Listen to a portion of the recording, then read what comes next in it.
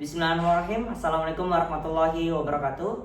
Saya Afandi Ahmad, NIM channel 111711027. Saya kelas A, kelompok 6 pada CSL 6. Kali ini saya akan memperagakan skill mengenai anamnesis dan pempis demam pada blok tropis. Sebelumnya saya akan mempersiapkan alat dan bahan terlebih dahulu. Di sini ada tensimeter, kemudian ada termometer, kemudian ada stetoskop, kemudian ada stapel, kemudian ada alat tulis menulis yang nanti digunakan pada saat anamnesis, kemudian ada hand rub atau alkohol yang nanti digunakan untuk cuci tangan, atau juga kita bisa menggunakan air mengalir dengan sabun.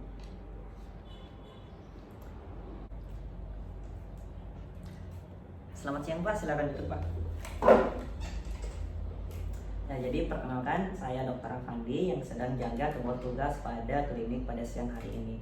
Kalau boleh tahu dengan Bapak siapa? Bapak Alex. Bapak Alex ya. Umurnya berapa Pak Alex? 30 tahun. 30 tahun. Kerjanya apa Pak Alex? Dosen. Dosen ya Pak Alex ya. Bapak Alex tinggal di mana Pak? Kejuara. Kejuara. Oh ya Pak, kalau boleh tahu keluhannya Bapak datang ke sini apa Pak? Demam ya Pak ya? Iya. Jadi Bapak demam, Bapak Alex demam. Baik Pak. Baik Pak, jadi untuk langkah selanjutnya mungkin saya akan melakukan kegiatan tanya jawab, menanyakan dengan tujuan untuk menegakkan diagnosis atas keluhannya Bapak. Mungkin pertanyaan saya agak sensitif, tapi Bapak tenang, saya akan menjaga kerahasiaannya ya Pak ya. Tujuannya untuk memudahkan saya menegakkan diagnosis dari penyakitnya Bapak. Bagaimana? Apakah Bapak bersetuju? Ya. Ya Pak, terima kasih Pak. Kan tadi Bapak keluhannya itu demam. Kalau boleh tahu demamnya sudah berapa lama Pak? 5 hari. 5 hari ya Pak ya. Oh ya Pak. Kemudian demamnya Bapak itu frekuensinya apakah dia terus menerus atau hilang timbul Pak? Terus menerus ya Pak ya. Ya. Terus menerus ya Pak ya selama 5 hari. Kemudian Bapak ketika demamnya Bapak lagi naik, itu naiknya pada waktu apa Pak? Apakah pagi hari, siang hari, atau sore menjelang malam Pak? Menjelang malam. Menjelang malam ya Pak ya. Ayo Pak, ketika Bapak demam, apakah juga disertai dengan menggigil Pak? Ya. Menggigil ya Pak ya? Ada Bapak menggigil ya Pak ya? Ya. Kemudian ketika Bapak demam, apakah juga disertai dengan keringat yang frekuensinya banyak? Apakah pada malam hari atau pada siang hari? Ya ada berkeringat Pak. Ayo Pak, jadi frekuensi berkeringatnya bertambah ya Pak ya? Ya. Iya Pak, jadi selama Bapak demam, apakah ada keluhan pendarahan misalnya di hidung, di telinga, atau di tenggorokan Pak? Tidak ada ya Pak ya? Jadi tidak ada riwayat pendarahan ya Pak? Selama Bapak demam, apakah disertai gejala lainnya Pak? Misalnya batuk? Tidak ya Pak? Ya. Tidak batuk ya Pak? Kemudian nyeri saat menelan? Tidak ya Pak ya? Tidak nyeri saat menelan. Kemudian frekuensi buang air besar atau diare meningkat? Iya Pak. Ya. Jadi frekuensi diare dan buang air besar meningkat ya Pak ya? Iya Pak. Jadi ketika Bapak buang ketika Bapak buang air besar, apakah air besarnya disertai dengan darah atau lendir? Ya. Tidak ya? Kalau boleh tahu Pak, diarenya Bapak atau frekuensi buang air besar yang Bapak meningkat itu sebelum demam atau setelah demam? Setelah demam ya Pak? Setelah demam ya Pak ya? Oh ya Pak, apakah Bapak juga disertai dengan keluhan mual atau muntah Pak? Iya. Ya. Oh ya, ada keluhan mual atau muntah ya Pak ya? Oh ya Pak, dan juga apakah ada gangguan buang air kecil Pak? Tidak ada. Apakah selama ini Bapak pernah merasakan keluhan yang sama pada sebelumnya? Pernah ya Pak ya? Oh, kapan itu Pak? Dulu ya Pak? Ya. Ke dokter Ki? Ya. Oh, kita dikasih ke obat. Obat apa yang dikasih Ki? Kita lupa Mi? Ya. Oh iya Pak. Apakah ada riwayat keluarga menderita sama dengan keluhannya Bapak? Ya. Tidak ada ya Pak ya?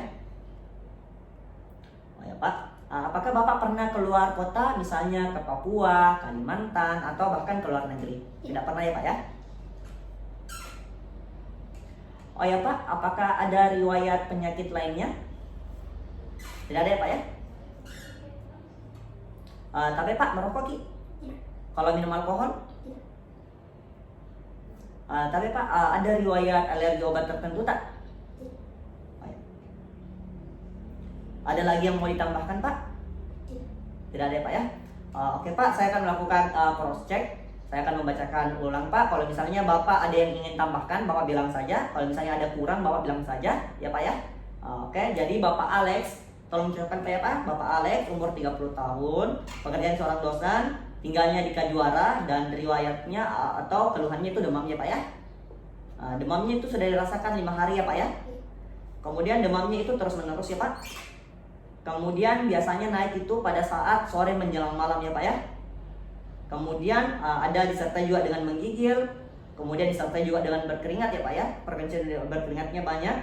Kemudian tidak ada riwayat pendarahan baik itu di telinga, di hidung maupun tenggorokan ya Pak ya. Kemudian tidak disertai juga dengan keluhan batuk. Kemudian tidak ada juga nyeri saat menelan ya Pak ya. Kemudian ada keluhan diare atau buang air besar yang berlebih ya Pak ya. Kemudian diarenya itu dirasakan setelah demam ya Pak ya. Kemudian pada saat buang air besar itu tidak disertai dengan darah maupun lendir ya Pak ya. Tidak disertai ya. Dan ada riwayat mual atau muntah ya Pak ya. Ada ya Pak ya. Kemudian tidak ada gangguan buang air kecil. Kemudian Bapak pernah merasakan keluhan yang sama pada dulu ya Pak ya. Dan pernah ke dokter tapi lupa obat apa yang telah diberikan ya Pak ya. Kemudian tidak ada riwayat keluarga yang merasakan hal yang sama ya Pak ya. Kemudian Bapak tidak pernah berpergian keluar kota, misalnya ke Papua, Kalimantan atau luar negeri ya Pak ya. Tidak pernah ya Pak ya. Kemudian Bapak tidak memiliki riwayat penyakit lainnya Pak ya. Kemudian Bapak tidak merokok, Bapak tidak minum alkohol, dan Bapak tidak memiliki alergi obat tertentu ya Pak ya.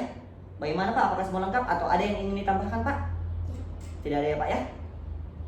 Oke Pak, selanjutnya saya akan melakukan pemeriksaan fisik ya Pak ya, dengan tujuan untuk menentukan lebih lanjut apa diagnosis atau apa penyakit yang Bapak alami ya Pak ya, untuk membantu saya menentukan diagnosis ya Pak ya. Jadi mungkin saya akan melakukan pemeriksaan fisik ya Pak ya.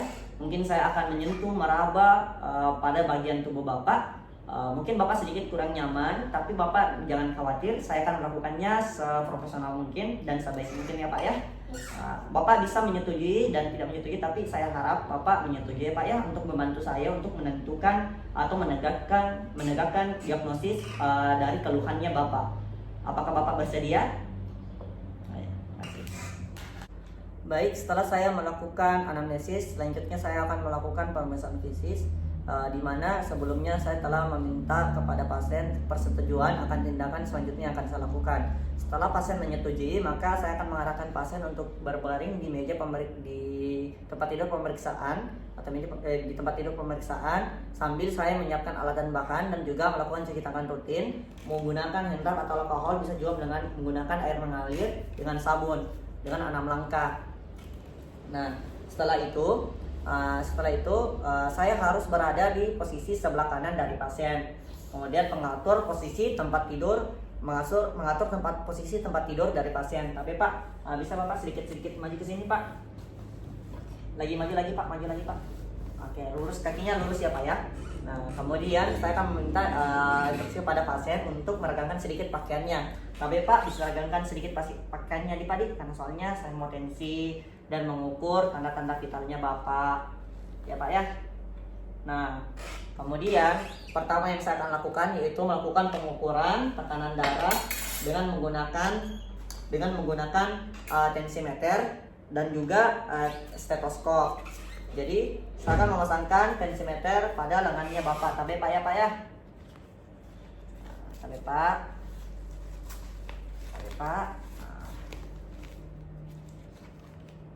Kemudian menggunakan stetoskop, anggaplah ini sebagai stetoskop yang saya gunakan. Sini.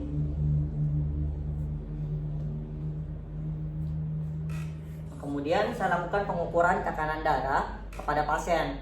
Nah, setelah saya mendapatkan hasil tekanan darah dari pasien, maka tekanan darah tersebut saya akan catatkan di buku rekam medis. Kemudian saya akan melakukan uji bendung pembuluh darah atau uji tourniquet. Dengan bagaimana caranya? Kita telah mendapatkan nilai diastol dan sistol dan diastol, kemudian dijumlahkan, kemudian dibagi dua, dan dari hasil tersebut, dari hasil yang didapatkan, maka kita akan melakukan penekanan dari hasil tersebut,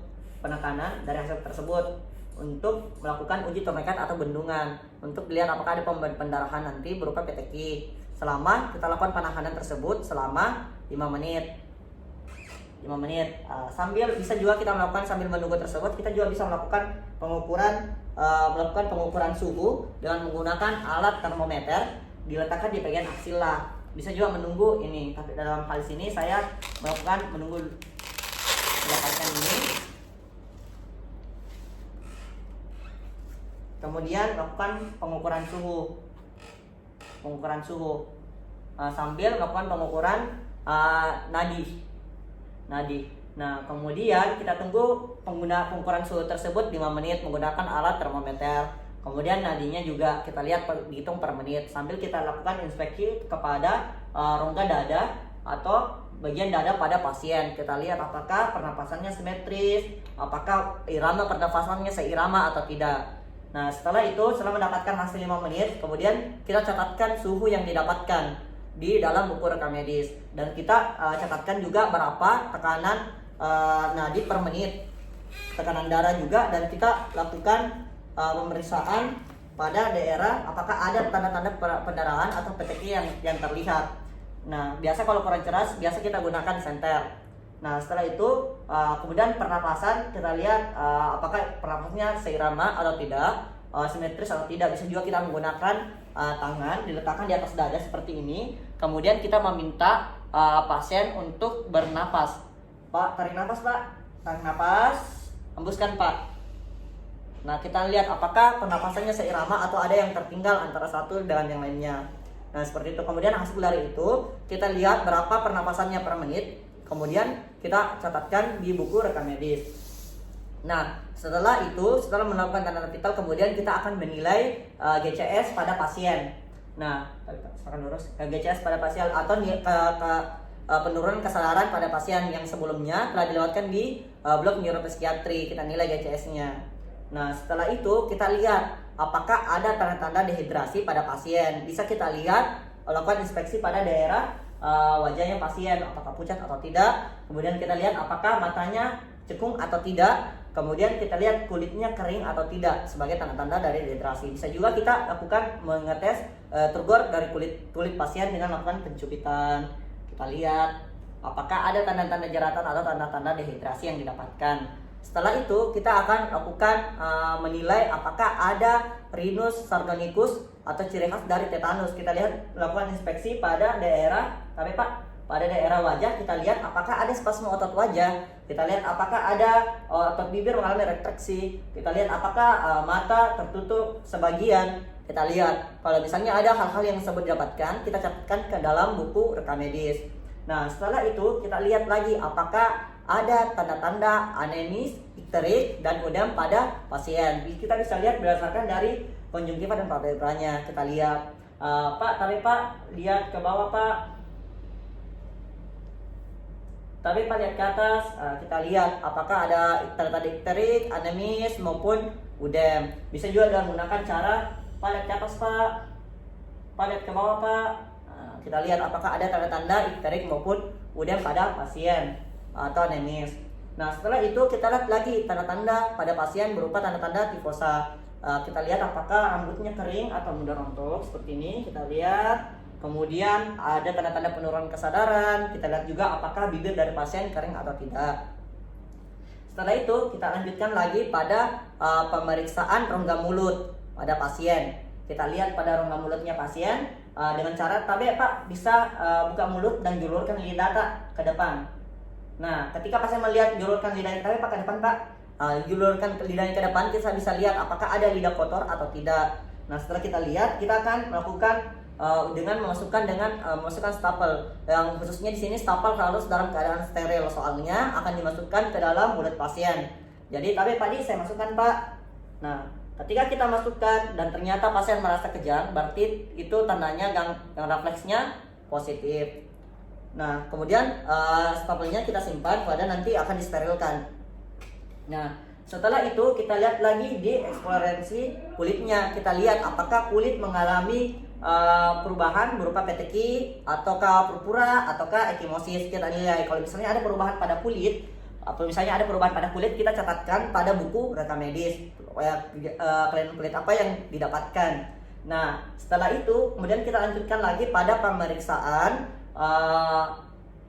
fisik pada toraks atau paru atau bagian dadanya. Nah, di sini mencakup 4 hal. Yang pertama itu adalah inspeksi, yang kedua itu adalah palpasi, yang ketiga adalah perkusi, yang keempat itu adalah auskultasi. Yang pertama kita lakukan inspeksi atau kita lihat pada rongga dadanya. Kita lihat apakah pernapasannya seirama atau tidak. Kita lihat apakah ada pernapasan yang tertinggal atau tidak. Kemudian kita lihat apakah pernapasannya simetris atau tidak. Nah, setelah itu kita lihat lagi apakah ada tanda-tanda fraktur atau tidak, apakah ada tanda-tanda perubahan kulit atau tidak, apakah ada tanda-tanda massa atau tidak. Nah, setelah itu kita akan lanjutkan dengan lakukan palpasi untuk menentukan apakah ada nyeri tekan yang dirasakan pada pasien.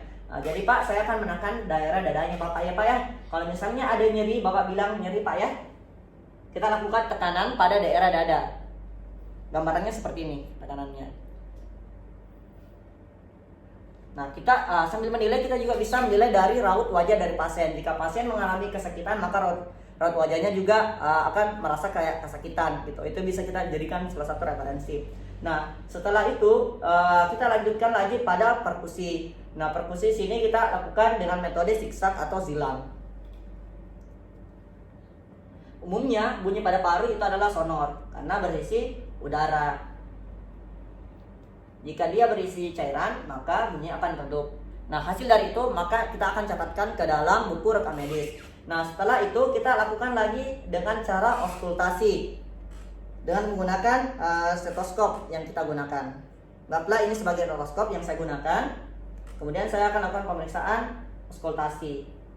Dada kanan, dada kiri, kita lihat pernafasannya gimana. Nah, setelah itu dari keempat hal itu, mulai dari palpasi, inspeksi, perkusi, dan auskultasi, hasil yang didapatkan dicatatkan ke dalam buku rekam medis atau buku yang dilakukan catatan untuk hasil dari interpretasi dari apa yang ditemukan pada pemeriksaan fisik. Nah, selanjutnya kita akan melangkah kepada pemeriksaan fisik pada daerah abdomen. Nah, sama seperti dengan pemeriksaan fisik pada daerah toraks, yaitu kita lakukan pemeriksaan ada 4. Yang pertama inspeksi, yang kedua palpasi, yang ketiga itu perkusi, yang keempat adalah auskultasi. Yang pertama kita lakukan dulu inspeksi. Kita lihat apakah daerah abdomen itu ada massa, ada pembesaran, dan kita lihat apakah ada pelebaran pembuluh darah vena, apakah ada pelebaran vena. Kita lihat juga apakah ada ekimosis, perubahan warna, dan lain sebagainya. Setelah itu kita lakukan palpasi untuk menentukan apakah ada nyeri tekan pada daerah bagian abdomen. Baik Pak, saya akan menekan bagian daerah perut Bapak ya Pak ya. Jadi Bapak kalau misalnya nyeri, bilang nyeri ya Pak. Nyeri Pak. Nyeri Pak. Nyeri Pak. Bapak relax saja ya Pak ya. Nyeri Pak. Tidak. Nyeri. Nyeri. Tidak. Nah, kita juga bisa melihat dari raut wajah pasien apakah pasien merasa nyeri atau tidak. Nah, selanjutnya kita lakukan palpasi untuk menentukan adanya pembesaran hepart maupun lean dengan cara tangan kiri dimasukkan ke dalam arcus costa arah spinasi seperti ini. Kemudian tangan kanan di atas. Kemudian kita lakukan penekanan dari arcus costa sampai ke sias kanan. Ada nyeri Pak? Bapak bernapas Pak. Bernapas, tarik nafas. Tarik nafas, buang nafas. Tarik nafas, buang nafas. Ya, dengan mudahnya kita juga bisa. Tapi Pak, tolong teguk kakinya Pak, tekuk seperti ini Pak. Ya, tekuk seperti ini. Kemudian isi tangan saya seperti ini, yang seperti tadi. Kemudian saya lakukan penekanan. Bapak tarik nafas Pak. Hembuskan Pak. Bapak tarik nafas Pak. hembuskan Pak. Bapak tarik nafas Pak, hembuskan. Nah begitu juga pada daerah lien seperti ini. Dari arcus costa, mid clavicularis, mid maxillari sampai dengan sias kiri. Pak tarik nafas Pak, hembuskan. Pak tarik nafas Pak, hembuskan. Pak tarik nafas Pak, hembuskan. Nah, bisa juga dengan metode itu dengan seperti ini. Pak tarik nafas Pak, dari arcus dari bagian kanan ke kiri. Bapak tarik nafas Pak, hembuskan. Bapak tarik nafas Pak, hembuskan. Bapak tarik nafas Pak, hembuskan. Bapak tarik nafas Pak, hembuskan. Bapak tarik nafas Pak, hembuskan. Kalau misalnya kita mendapatkan adanya pembesaran hepart maupun lien, maka kita harus menilai apakah pembesarannya itu gimana. Kemudian kita lihat juga apakah permukaannya seperti apa, berbenjol-benjol atau tidak. Kemudian kita lakukan perkusi kepada daerah abdomen. Yang pertama perkusinya untuk menilai batas hepar paru. Dimulai dari costa 2. Sonor,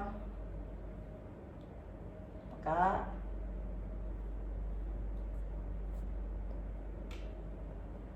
kita sudah mendapatkan batas paru hepar. Nah setelah itu kita bisa juga melakukan perabaan mengenai permukaan dari hepar, apakah licin atau tidak, bergelombang atau tidak, permukaannya runcing atau tumpul dan sebagainya, seperti itu. Kemudian bisa juga dilakukan perkusi pada keempat kuadran dari abdomen. Nah, setelah itu kita juga bisa kemudian kita lakukan auskultasi. Ini untuk melihat bunyi bising usus atau peristaltik pada usus. Normalnya yaitu 5 sampai 34 kali per menit. Normalnya berdasarkan referensi yang saya baca. Jadi anggap ini stetoskop yang saya gunakan, sama ada 4 kuadran. Kita lihat. Ini untuk nilai peristaltik pada usus. Oke. Nah, setelah itu lanjut lagi kita akan lakukan pemeriksaan pada kelenjar limfa. Baik Pak, kelenjar limfa itu mulai dari mandibula. Kita lihat apakah ada pembesaran ke preaurikular, postaurikular sampai klavikula, belakang leher sampai belakang di pundak kita nilai. Nah, kalau misalnya ada pembesaran, maka kita kita tulis ke dalam buku rekam medik. Begitu juga dari hasil dari pemeriksaan fisik abdomen. Jika ada pembesaran hepar dan pelebaran vena dan lain sebagainya, pemeriksaan lien, hasil yang didapatkan akan kita tuliskan ke buku rekam medik. Pemeriksaan kelenjar limfa bisa dilakukan pemeriksaan dengan sambil duduk. Tapi pada kasus ini kita melakukannya sambil dalam keadaan pasien berbaring. Nah, setelah itu kita lanjut lagi, kita akan melakukan pemeriksaan muskuloskeletal. Kita lihat apakah di bagian dorsum pedis itu dorsum pedis mengalami udem atau pretibia. Kemudian kita lakukan nyeri tekan pada gastronimus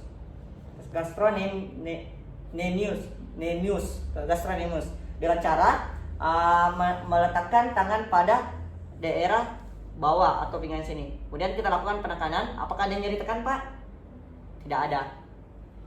Nah, setelah itu saya akan melakukan cuci tangan rutin dan meminta pasien untuk duduk kembali ke meja pemeriksaan. Jadi Pak bisa duduk ke meja pemeriksaan. Baik Pak, berdasarkan dari anamnesis dan pemeriksaan fisik yang telah saya lakukan, Bapak kemungkinan mengalami tifoid atau biasa orang disebut dengan demam tifoid atau tifus Pak. Nah, penyakit ini disebabkan oleh bakteri Salmonella typhi, biasa orang sebut Salmonella typhi ya Pak ya.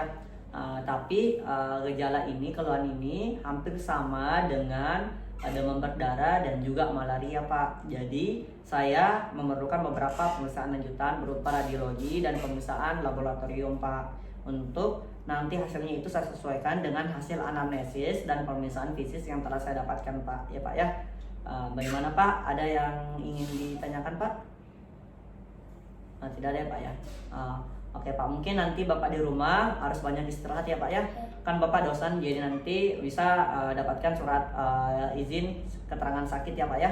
Jadi Bapak istirahat di rumah, makan makanan bergizi, dan juga kurangi aktivitas yang berlebihan ya Pak. Istirahat saya banyak-banyak Pak ya. Ya Pak, terima kasih banyak Pak.